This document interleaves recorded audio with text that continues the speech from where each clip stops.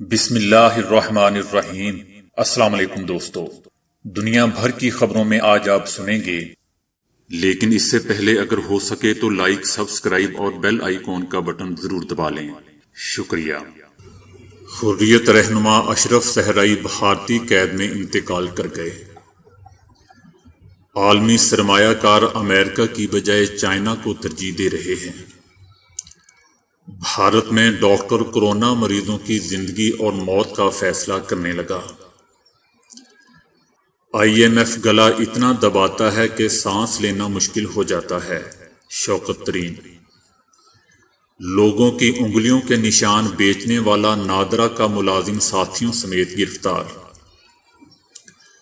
خاتون کے ہاں بیک وقت 1 نہیں 2 نہیں 8 نہیں بلکہ 9 بچوں کی پیدائش۔ معاشرہ شفاف ہو گیا، جرمنی میں جرائم کی بلند ترین شرح۔ 6G کے لیے سلیکان چپ تیار کر لی گئی۔ دنیا کا سب سے بڑا عام وزن 4.25 کلوگرام۔ زلزلے میں بند ہو جانے والا 100 سال پرانا کلاک دوسرے زلزلے سے چلنے لگا۔ باریک برفیلی سوئیاں پگھل کر جسم میں دوا پہنچائیں گی۔ ایسپرین فضائی آلودگی سے بھی بچاتی ہے، ایک تحقیق۔ تو آئیے چلتے ہیں اب خبروں کی تفصیل کی جانب۔ تحریک حریت کے رہنما محمد اشرف صحرائی بھارتی قید میں انتقال کر گئے۔ علاج معالجے کی سہولت نہ ہونے کی وجہ سے دنیا فانی سے رخصت ہو گئے۔ محمد اشرف صحرائی گزشتہ 2 برس سے کوٹ بلوال جیل میں قید تھے۔ صحت کی سہولیات نہ ہونے کے باعث وہ شدید علیل تھے۔ جیل میں طبیعت شدید خراب ہونے پر بھارتی انتظامیہ نے صرف 1 روز پہلے انہیں ہاسپٹل منتقل کیا تھا۔ کچھ عرصہ پہلے محمد اشرف صحرائی کے بیٹے جنید صحرائی بھی حراست میں شہید ہو گئے تھے۔ اشرف صحرائی عزم کے پیکر تھے۔ تحریک آزادی کے لیے انہوں نے بیٹے کی شہادت پر کہا تھا کہ دوسرے بیٹے کی شہادت کے لیے بھی تیار ہوں۔ عالمی سرمایہ کاروں کی اکثریت اس وقت امریکہ کو چھوڑ کر چائنا میں سرمایہ کاری کو ترجیح دے رہی ہے۔ اقتصادی تعاون اور ترقی کی تنظیم OECD کے جاری کردہ اعداد و شمار کے مطابق پچھلے سال عالمی غیر ملکی براہ راست سرمایہ کاری کی شرح گزشتہ 15 سال کی کم ترین سطح پر آ گئی۔ تاہم چائنا ان چند اہم معیشتوں میں سے ایک رہا جنہوں نے ترقی کو برقرار رکھا اور امریکہ کی جگہ لے کر دنیا کی سب سے بڑی سرمایہ کاری منزل بن گیا۔ رائٹرز کے مطابق OECD کی اس رپورٹ کے اعداد و شمار سے ظاہر ہوتا ہے کہ چونکہ کورونا کی وبا نے عالمی معیشت کو شدید نقصان پہنچایا ہے، اس لیے 2020 میں عالمی سطح پر غیر ملکی براہ راست سرمایہ کاری 38% کی کمی کے ساتھ $846 ارب رہ گئی، جو 2005 کے بعد سب سے کم سطح ہے۔ معاشی تجزیہ کاروں کا کہنا ہے کہ چونکہ وبا کی وجہ سے امریکہ میں بہت سے معاشی شعبے بند ہو گئے ہیں، اس لیے چائنا نے غیر ملکی سرمایہ کاری کی سب سے بڑی منزل کے طور پر امریکہ کو پیچھے چھوڑ دیا ہے۔ بھارت کے ایک بڑے ہاسپٹل میں میڈیکل طالب علم کو مریضوں کی زندگی اور موت کا فیصلہ کرنے کی ذمہ داری دے دی گئی ہے۔ اس حوالے سے ایک خصوصی رپورٹ میں رائٹر نے ایک نوجوان میڈیکل اسٹوڈنٹ روہن اگروال کے بارے میں بتایا ہے کہ جسے ہولی فیملی ہاسپٹل دہلی میں کورونا سے شدید متاثرہ مریضوں کو داخل کرنے یا نہ کرنے کا اختیار دے دیا گیا ہے۔ روہن کی میڈیکل ایجوکیشن مکمل ہونے میں اگرچہ اس وقت مزید 1 سال باقی ہے، لیکن پھر بھی اسے دہلی کے ہولی فیملی ہاسپٹل میں کورونا مریضوں کو داخل کرنے یا نہ کرنے کے ذمہ داروں میں شامل کر دیا گیا ہے، جبکہ اسے مسلسل 24 گھنٹے تک ڈیوٹی کرنی پڑتی ہے۔ مشنری ہاسپٹل ہولی فیملی کا شمار بھارت کے بہترین ہسپتالوں میں ہوتا ہے، جہاں عام حالات میں مختلف ممالک سے لوگ آتے ہیں اور اپنا علاج کرواتے ہیں۔ بھارت میں کورونا کی وبا اس قدر بھیانک ہو چکی ہے کہ وہاں نہ صرف ہسپتالوں میں بستر اور وینٹیلیٹرز کم پڑ گئے ہیں، بلکہ بہترین ہسپتالوں کے حالات بھی کسی تیسرے درجے کے سرکاری ہاسپٹل جیسے ہی ہو گئے ہیں۔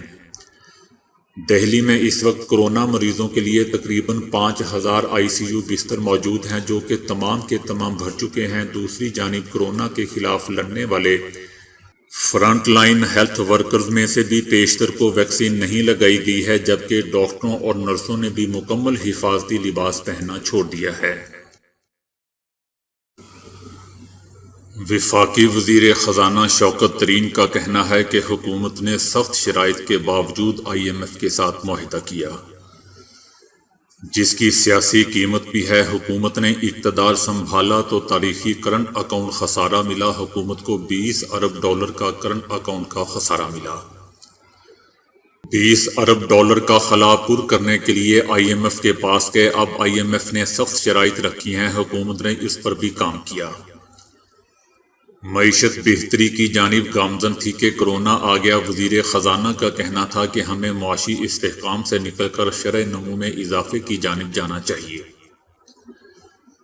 GDP گروتھ کو کم از کم 5% پر رکھنا ہوگا۔ لوگ ٹیکس نیٹ میں اس لیے نہیں آتے کیونکہ ہراساں کیا جاتا ہے۔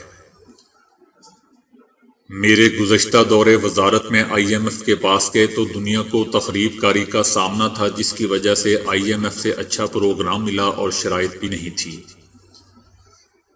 لیکن موجودہ IMF پروگرام خاصا مشکل ہے۔ عام آدمی کے لیے مہنگائی میں کمی ہونی چاہیے۔ لوگ مہنگائی سے تنگ آ چکے ہیں۔ مہنگائی کنٹرول کرنے کے لیے ہر حد تک جائیں گے۔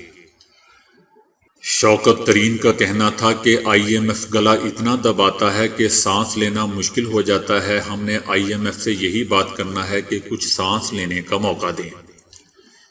معیشت کا پہیہ چلے گا، پیداوار بڑھے گی تو ریونیو بڑھے گا، روزگار بڑھے گا تو IMF کے اہداف بھی حاصل ہو جائیں گے۔ شناختی کارڈ بنوانے والے افراد کی انگلیوں کے نشان سمز فروخت کرنے والوں کو بیچنے والا نادرا کا ملازم ساتھیوں سمیت گرفتار ہو گیا ہے۔ ملزمان کے قبضے سے مختلف کمپنیوں کی موبائل فون متعدد ایکٹیو سمیں بھی برآمد ہوئی ہیں۔ FIA سائبر کرائم سیل نے خفیہ ذرائع کی شکایت پر کارروائی عمل میں لائی۔ ملزم شناختی کارڈ بنوانے والے افراد کی انگلیوں کے نشان موبائل سمز فروخت کرنے والوں کو دیتا تھا۔ ملزم کی نشاندہی پر سائبر کرائم نے 2500 افراد کی انگلیوں کے نشان سکین اور نادرا کے فارم بھی قبضے میں لے لیے۔ موبائل سمز مختلف جرائم میں استعمال ہوتی تھیں اور لوگوں کو علم ہی نہیں ہوتا کہ ان کے نام کی متعدد سمیں جاری ہو جاتی ہیں۔ مغربی افریقہ کے ملک مالی میں ایک خاتون کے ہاں 1 نہیں 2 نہیں 3 نہیں 4 5 6 7 8 نہیں 9 بچوں کی پیدائش ہوئی ہے، جو کہ قدرت کا ایک کرشمہ ہے۔ بین الاقوامی میڈیا کے مطابق پیدا ہونے والے 9 بچوں میں سے 5 لڑکیاں اور 4 لڑکے شامل ہیں۔ جرمنی میں جرائم کی شرح بلند ترین شرح پر پہنچ گئی ہے۔ سرکاری اعداد و شمار کے مطابق دائیں بازو کے شدت پسندانہ جرائم کی تعداد 23,604 رہی۔ یہ تعداد اس سے پچھلے برس کے مقابلے میں 5% زیادہ اور اب تک کی سب سے زیادہ ہے۔ جرمن وزیر خارجہ کے مطابق معاشرہ شفاف ہوتا جا رہا ہے، معاملات بہتر نہیں ہو رہے کیونکہ گزشتہ برسوں سے یہ رجحان تسلسل کے ساتھ چل رہا ہے۔ وبا کے دوران مزید پولرائزیشن بڑھی ہے۔ اس وقت جبکہ دنیا کے چند ایک ملکوں میں ہی 5G موبائل سروس شروع ہو گئی ہے، ماہرین نے کمیونیکیشن ٹیکنالوجی کو 6G اور اس سے بھی آگے تک پہنچانے کے لیے کمر باندھ لی ہے۔ اب جاپان اور آسٹریلیا کے سائنسدانوں نے مشترکہ تحقیق کرتے ہوئے 6G کمیونیکیشن کی چپ بنا لی ہے، جسے بالکل خالص سلیکان سے تیار کیا گیا ہے۔ آسان الفاظ میں یوں سمجھ لیجئے کہ اگر 5G کے ذریعے 20 گیگا بائٹس فی سیکنڈ کی رفتار سے ڈیٹا کمیونیکیشن ممکن ہے تو 6G کنیکشن کی متوقع رفتار اس سے بھی 50 گنا زیادہ یعنی 1000 گیگا بٹس 1 ٹیرا بٹس فی سیکنڈ ہوگی۔ کیونکہ یہ سگنلوں کو بہت تیزی سے تقسیم کرنے اور منظم طور پر ایک ساتھ جوڑنے کا کام کرتے ہوئے تیز رفتار ڈیٹا ٹرانسفر میں سہولت پیدا کرتا ہے۔ Adelaide school of electrical engineering Australia اور Osaka university graduate school of engineering science کے ماہرین کی یہ مشترکہ تحقیق ریسرچ جرنل آپٹیکا کے تازہ شمارے میں شائع ہوئی ہے۔ اس چپ کو بنانے والے ماہرین کا خیال ہے کہ آنے والے زمانے میں انٹرنیٹ ساری دنیا پر چھا چکا ہوگا، جس کی وجہ سے آج کی نسبت ہزاروں گنا زیادہ ڈیٹا ادھر سے ادھر منتقل ہو رہا ہوگا۔ یہی وہ وقت ہوگا جب 5G ٹیکنالوجی ناکافی پڑنا شروع ہو جائے گی اور ہمیں اس سے بھی تیز رفتار ڈیٹا کمیونیکیشن کی ضرورت ہوگی۔ Guinness book of world record کے مطابق دنیا کا سب سے بڑا آم کولمبیا میں حال ہی میں کاشت کیا گیا ہے۔ اس کا وزن 4.25 کلو گرام یعنی 9.36 پاؤنڈ ہے۔ کولمبیا کے شہر گویاٹا کے ایک باغ میں یہ آم کاشت کیا گیا ہے۔ دونوں میاں بیوی ابتدا سے ہی اس آم کو دیکھ رہے تھے جو غیر معمولی رفتار سے بڑھ رہا تھا۔ پھر یہ بڑھتے بڑھتے فارم کے تمام آموں سے بازی لے گیا۔ ان کی بیٹی نے پہلے ہی کہہ دیا تھا کہ شاید یہ آم Guinness book of world record کا حصہ بن جائے۔ اس سے پہلے دوستو 2009 میں 7.5 پاؤنڈ وزنی آم فلپائن میں اگایا گیا تھا، جسے Guinness book of world record میں شامل کیا گیا تھا، اور اب یہ ریکارڈ کولمبیا کے آم نے واضح فرق سے توڑ دیا ہے۔ گنیز بک کی تصدیق کے بعد اسی روز آم کو کاٹ کر کھایا گیا، تاہم اس سے پہلے اس آم کا ایک سانچہ نما بنا کر محکمہ بلدیہ کو بطور ریکارڈ پیش کیا گیا۔ جاپان سے ایک دلچسپ خبر آئی ہے کہ 10 سال قبل زلزلے اور سونامی سے خراب ہو کر بند ہونے والا 100 سالہ قدیم وال کلاک دوبارہ چلنے لگا۔ یہ کلاک بدھ مت سے وابستہ فیومو نجی مندر میں نصب تھا، جو صوبے میانگی کے شہر یاما موٹو میں واقع ہے۔ 2011 میں جاپانی سونامی سے یہ کلاک رک گیا تھا اور اب 10 برس بعد دوبارہ چلنے لگا ہے۔ اس سال 13 فروری کو اس علاقے میں ریکٹر سکیل پر 6 شدت کا زلزلہ رونما ہوا تھا، جس کے بعد خیال کیا جا رہا ہے کہ یہ کلاک اسی وجہ سے دوبارہ چلنے لگا ہے۔ سٹی یونیورسٹی ہانگ کانگ کے ماہرین نے انتہائی باریک اور برفیلی سوئیوں پر مشتمل ایک ایسا پیوند تیار کر لیا ہے جس کی سوئیاں کھال میں سرایت کرنے کے بعد پگھل جائیں گی اور ان سے خارج ہونے والی دوا خون میں شامل ہو جائے گی۔ ابتدائی تجربات میں اس پیوند کے اندر زندہ خلیے بند کر کے جسم میں پہنچائے گئے۔ یاد رہے دوستوں کہ انتہائی باریک اور چھوٹی چھوٹی سوئیوں والے ان پوندوں کو مائکرو نیڈل پیچ کہا جاتا ہے، جو مستقبل قریب میں انجیکشن کا بہترین اور بے تکلیف متبادل بھی قرار دیا جا رہا ہے۔ یہ article 200 nature bio medical engineering کے تازہ شمارے میں شائع ہوا ہے۔ ایک حیرت انگیز مطالعے سے معلوم ہوا ہے کہ ایسپرین کھانے والے بوڑھے افراد فضائی آلودگی کے منفی اثرات سے محفوظ رہ سکتے ہیں۔ اگرچہ یہ ایک چھوٹا سا مطالعہ ہے جو 1000 بزرگوں پر کیا گیا ہے، لیکن اس کے رزلٹ بہت ہی حیران کن ہیں۔ امریکہ میں بوسٹن کے علاقے کے باسیوں میں یہ تجزیہ کیا گیا ہے۔ ہم جانتے ہیں کہ فضائی آلودگی میں موجود کاربن اور دیگر خطرناک ذرات سانس لینے میں دقت پیدا کرتے ہیں، اور ساتھ ہی یہ ذرات دماغ پر اثر انداز ہو کر ذہنی صلاحیتوں مثلاً یادداشت وغیرہ کو متاثر کرتے رہتے ہیں۔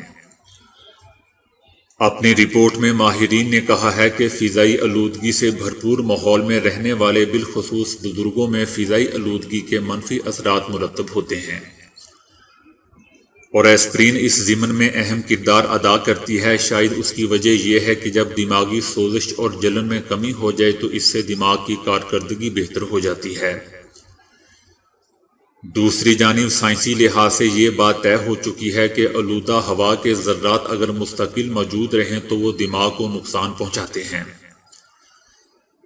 اس تحقیق سے وابستہ پروفیسر اینڈریا کہتی ہے کہ ہم یہ نہیں کہتے کہ بزرگ از خود اس کو کھانا شروع کر دیں، بلکہ وہ اپنے ڈاکٹرز کے مشوروں پر ہی عمل کریں۔ تو دوستو آج کے لیے اتنا ہی۔ ویڈیو کو لائک اور شیئر کرنے کا بہت بہت شکریہ۔